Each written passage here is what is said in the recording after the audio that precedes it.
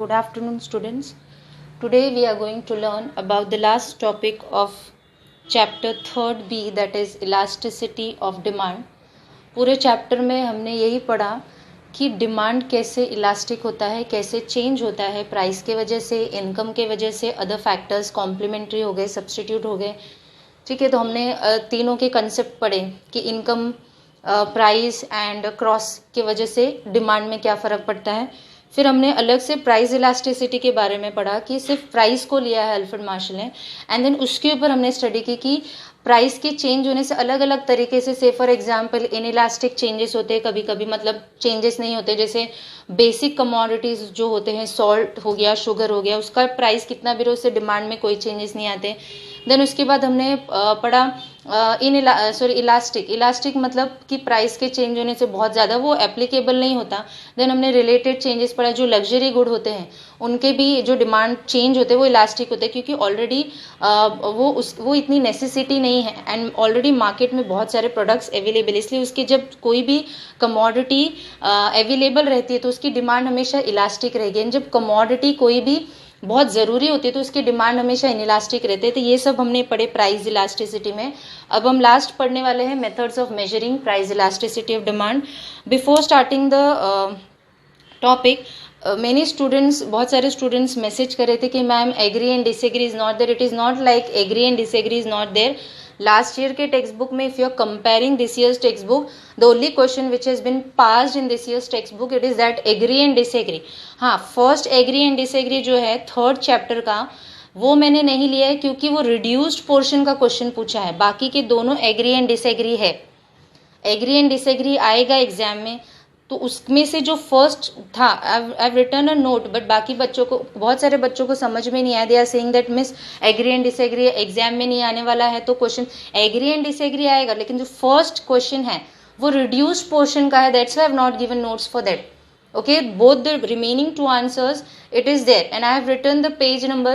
Still if you are having any doubt, you all can ask me freely. Okay, don't feel shy or afraid for anything, you all can ask. Okay, so now let us start with the methods of measuring price elasticity of demand. We are measuring elasticity of demand. Okay, ये जो Alfred Marshall ने develop किया था, ये इसीलिए develop किया था क्योंकि डिमांड में हम, डिमांड चैप्टर में हम उसको मेजर नहीं कर पा रहे थे. हाई है, लो है, राइज है, फॉल है, ये इतना पता चल रहा था, लेकिन एक्चुअली मेजरमेंट नहीं मिल रहा था. कितने परसेंट से, कितने रेशियो से, कितने प्रपोर्शन से, वो हम इस चैप्टर में पढ़ने. So we are measuring the elasticity of demand, price elasticity of demand, ये याद रखना है. ओके, इसमें 3 मेथड है. पहला मेथड है रेशियो और प्रपोर्शनेट, जो पूरी तरीके से मैथमेटिकल मेथड है. यहाँ पे प्राइस लिया है, डिमांड लिया है, मैथमेटिकल कैलकुलेशन किया है फाइंड आउट करने के लिए. ओके, क्या फाइंड आउट करने के लिए? Elasticity of demand. किसके वजह से? प्राइस के वजह से. ओके, तो रेशियो मेथड, रेशियो और प्रोपोर्शनेट मेथड है. दूसरा मेथड है एक्सपेंडिचर मेथड. एक्सपेंडिचर का मतलब क्या होता है? खर्चा करना. डिमांड एक्चुअली कब अक्रू होता है? जब हम उसको खर्चा करते हैं. तो एक तरीके से एक्सपेंडिचर मेथड लेके भी अल्फ्रेड मार्शल ने हमको बताया कि हम इलास्टिसिटी ऑफ डिमांड को मेजर कर सकते हैं. तीसरा मेथड है geometric method. This method is also important method. Geometric method में what will be doing in the demand curve, on the demand curve at each point will be measuring elasticity of demand to be more reliable, to be more accurate. मतलब demand curve जो है उसके एक एक point, अभी एक एक point मतलब यहाँ पे प्राइस होगा, यहाँ पे डिमांड होगा, तो प्राइस 2 है, 4 है, तभी इलास्टिसिटी ऑफ डिमांड कितनी है? ओके, प्राइस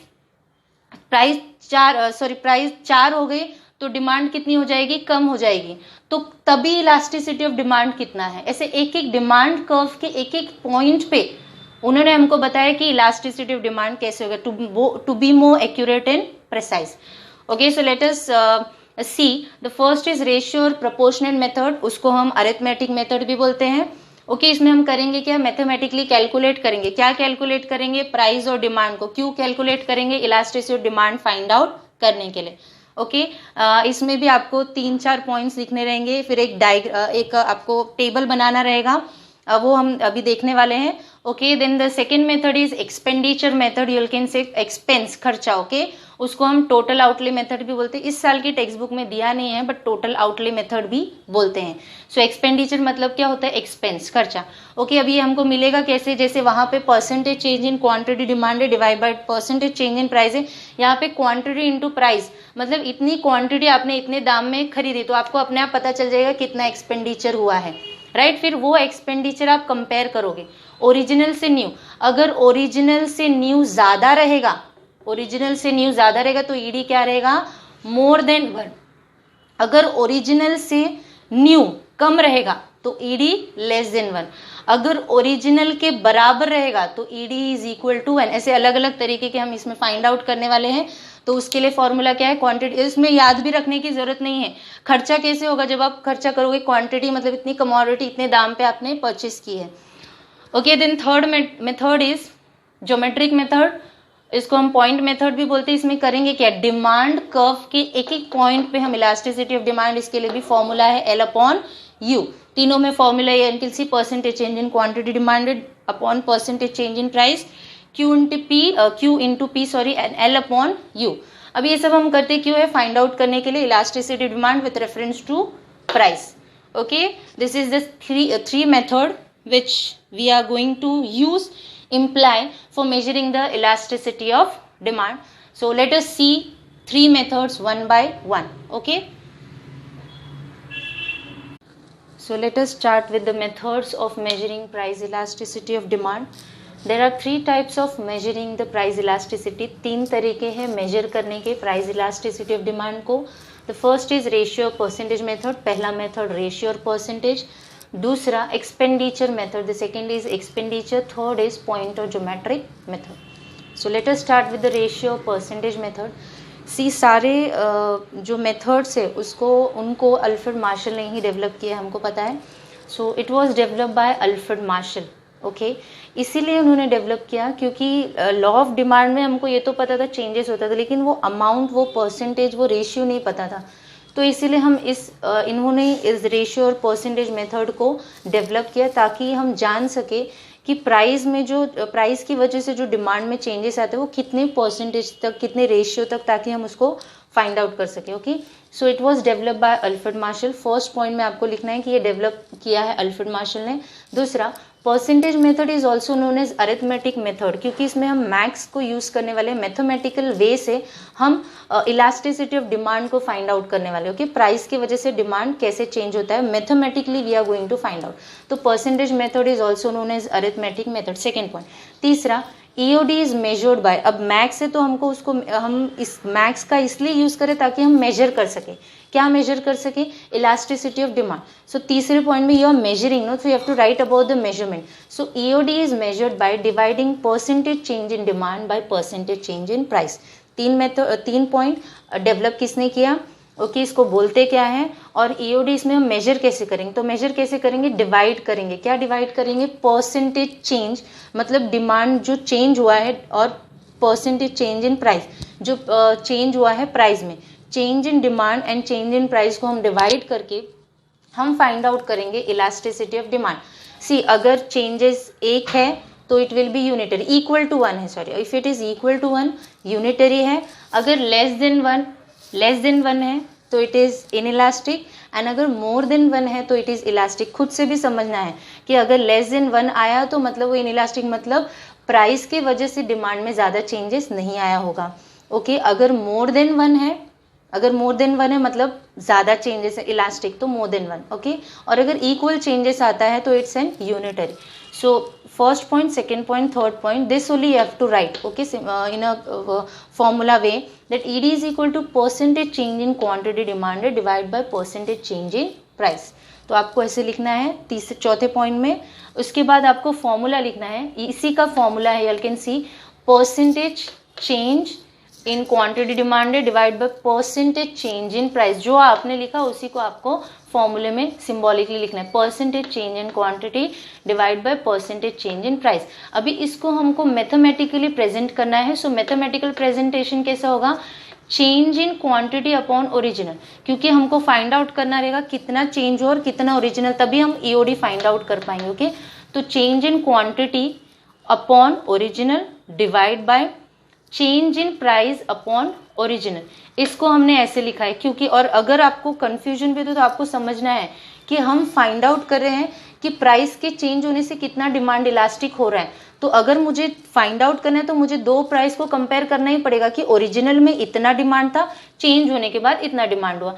तो change original, change original, change in quantity demanded upon original demand divided by change in price into original. तो therefore ED is equal to change in quantity demanded upon original demand. This will be, अगर आप convert करेंगे तो division multiplication में चला जाएगा, तो नीचे वाला जो है ऊपर आ जाएगा।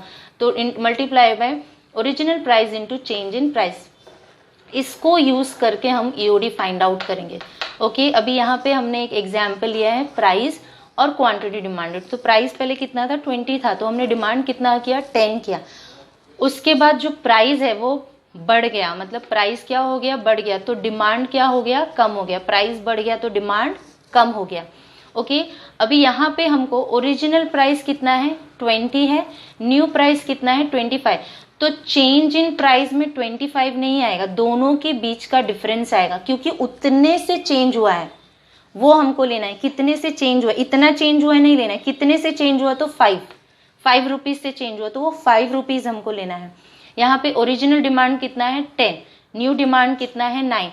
तो हमको न्यू डिमांड 9 नहीं लेना, चेंज इन डिमांड 9 है। कितनी क्वांटिटी से, 1 kg से, 1 kg से चेंजेस है, तो हमको वो 1 kg लेना है। Okay, so new minus original आप करोगे, न्यू माइनस ओरिजिनल या न्यू माइनस ओल्ड करोगे, तो 20 कितना है, 20 was old. Okay, 20 is old. Wait.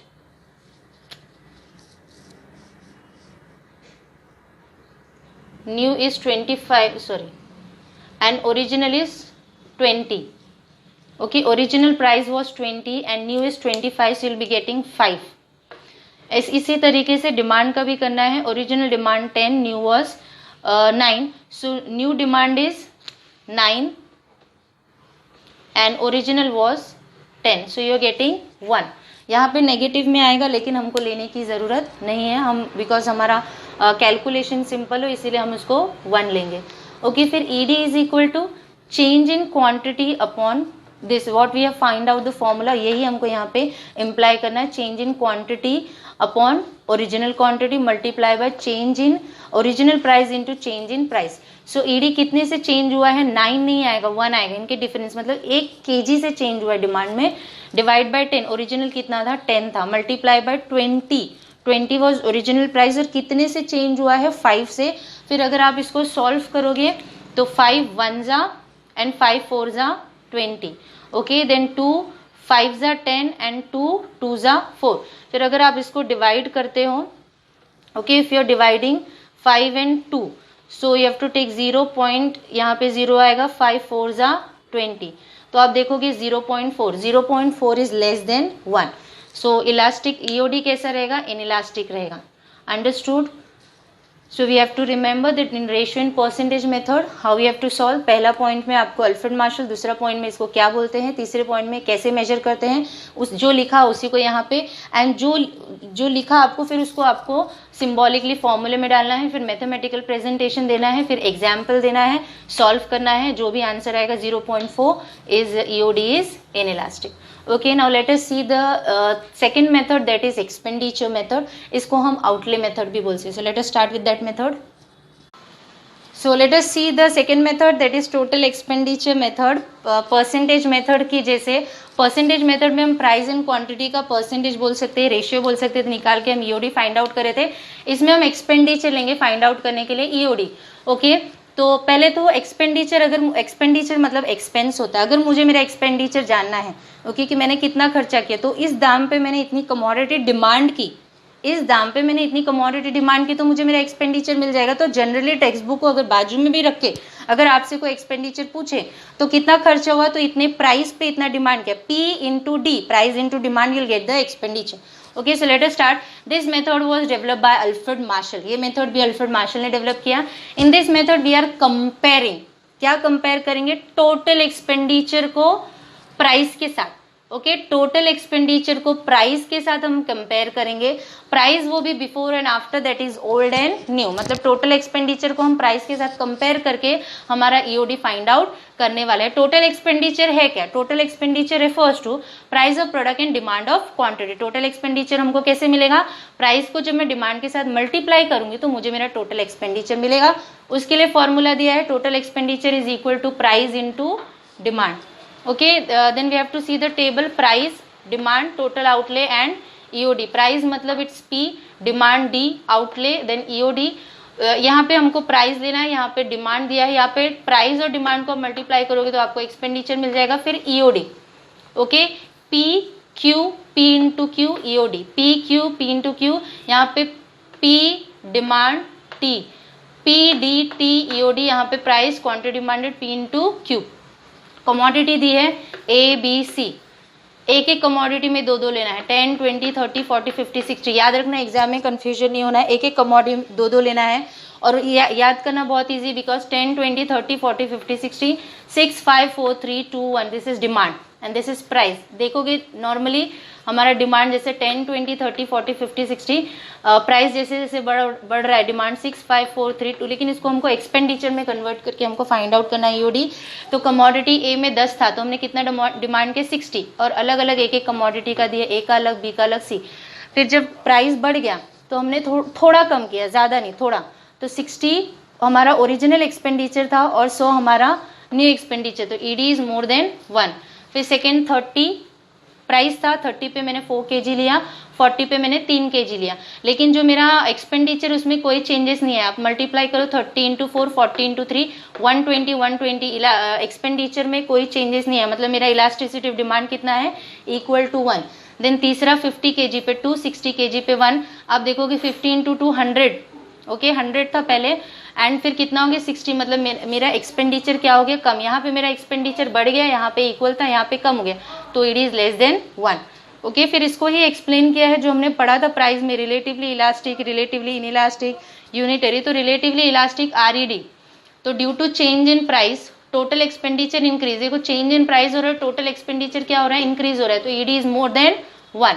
Unitary मतलब व्हेन ड्यू टू फॉल और राइज, मतलब यहाँ पे प्राइस देखो बढ़ रहा है, कम हो रहा है, लेकिन इस पे कोई चेंजेस नहीं है, ये 120 है, तो ईडी इज इक्वल टू 1।